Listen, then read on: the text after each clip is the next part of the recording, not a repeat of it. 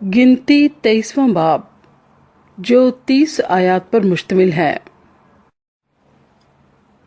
और बलाम ने बलक से कहा कि मेरे लिए यहाँ 7 मस्बे बनवा दे और 7 बछड़े और 7 मेंढे मेरे लिए यहाँ तैयार कर रख। बलक ने बलाम के कहने के मुताबिक किया और बलक और बलाम ने हर मस्बे पर एक बछड़ा और एक मेंढा चढ़ाया। फिर बलाम ने बलक से कहा, तू अपनी सोख्ती कुर्बानी के पास खड़ा रह और मैं जाता हूँ।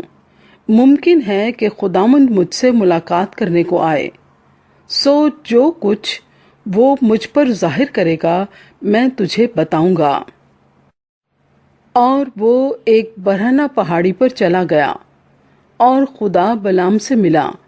उसने उससे कहा, मैंने 7 मस्बे तैयार किए हैं और उन पर एक एक बछड़ा और एक एक मेंढा चढ़ाया है।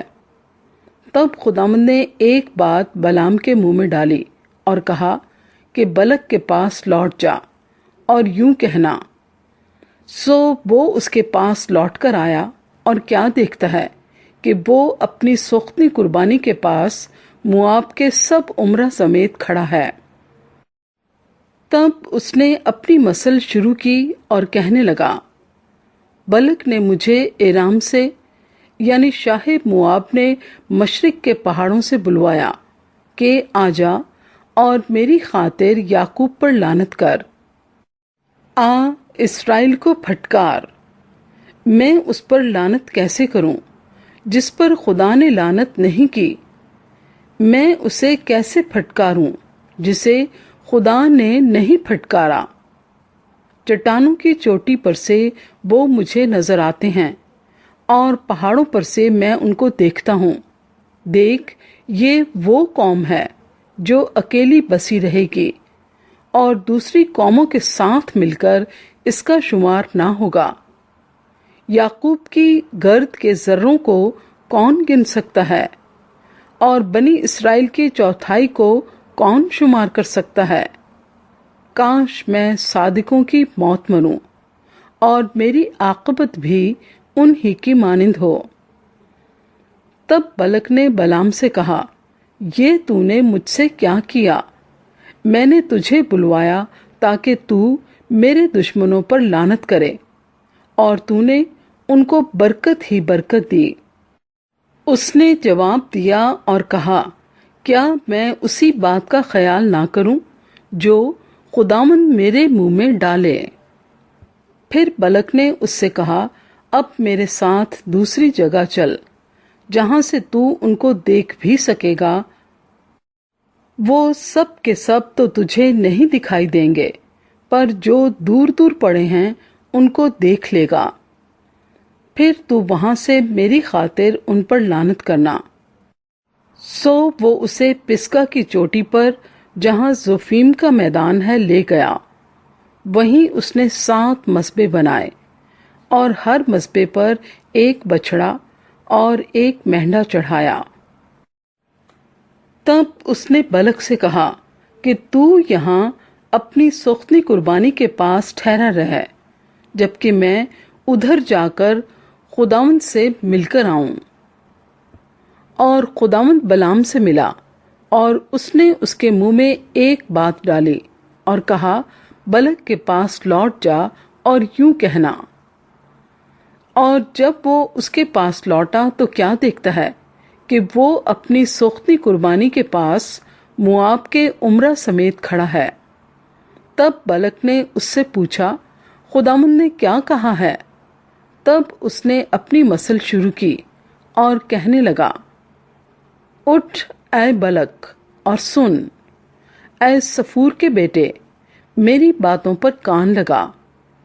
खुदा इंसान नहीं कि झूठ बोले और ना वो आदमजात है कि अपना इरादा बदले।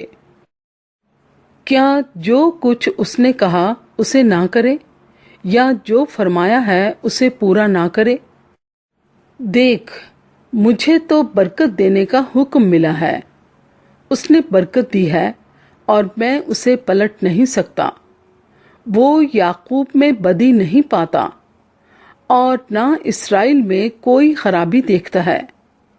خداوند اس کا خدا اس کے ساتھ ہے، اور بادشاہ کی سی للکار ان لوگوں کے بیچ میں ہے۔ خدا ان کو مصر سے نکال کر لیے آ رہا ہے، ان میں جنگلی سانٹ کی سی طاقت ہے۔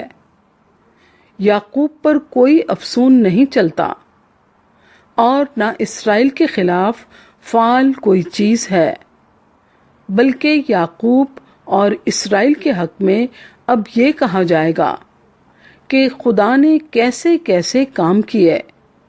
دیکھ، یہ گروہ شیرنی کی طرح اٹھتی ہے اور شیر کی مانند تن کر کھڑی ہوتی ہے۔ وہ اب نہیں لیٹنے کی جب تک شکار نہ کھا لے اور مقتولوں کا خون نہ پی لے۔ تب بلک نے بلام سے کہا، نہ تو ان پر لعنت ہی کر اور نہ ان کو برکت ہی دے۔ بلام نے جواب دیا اور بلک سے کہا، کیا میں نے تجھ سے نہیں کہا کہ جو کچھ خداوند کہے وہی مجھے کرنا پڑے گا؟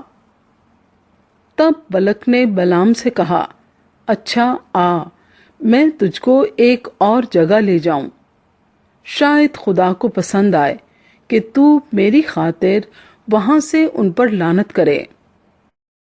تب بلک بلام کو فغور کی چوٹی پر جہاں سے یشمون نظر آتا ہے لے گیا، اور بلام نے بلک سے کہا کہ میرے لیے یہاں 7 مذبے بنوا اور 7 بیل اور 7 ہی مہنڈے میرے لیے تیار کر رکھ۔ چنانچہ بلک نے جیسا بلام نے کہا ویسا ہی کیا، اور ہر مذبے پر 1 بیل اور 1 مہنڈا چڑھایا۔